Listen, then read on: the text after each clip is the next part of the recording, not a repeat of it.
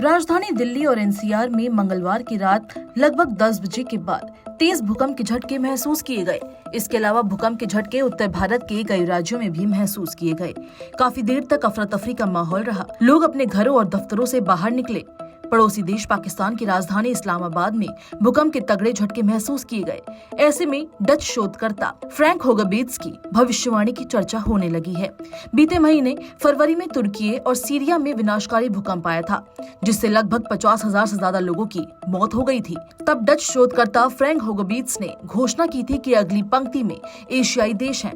उन्होंने कहा था कि एशियाई देश तुर्की जैसे भूकंप या प्राकृतिक आपदाओं का सामना करेंगे। उनके मुताबिक अगला भूकंप अफगानिस्तान से शुरू होगा और पाकिस्तान और भारत को पार करने के बाद ही हिंद महासागर में समाप्त होगा। होगबीट्स ने कहा था कि यदि हम वायुमंडलीय उतार चढ़ाव को देखें तो ये क्षेत्र बढ़ी हुई भूकंपीय गतिविधि के लिए अगले शिकार हो सकते हैं।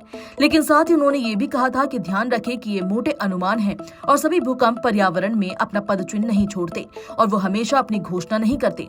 उनका दावा था कि अनुमान अस्थायी है क्योंकि वायुमंडलीय उतार चढ़ाव से सभी महत्वपूर्ण भूकंपों का पता नहीं लगाया जा सकता। लेकिन अब जब मंगलवार देर रात पाकिस्तान के इस्लामाबाद में भूकंप के झटके महसूस किए गए और इन झटकों को उत्तर भारत के कई राज्यों में भी महसूस किया गया, उसके बाद अब लोगों के मन में इस शोधकर्ता की बात दोहराने लगी है और अब मन में बस एक ही सवाल है कि क्या उनकी ये भविष्यवाणी भी सच होगी।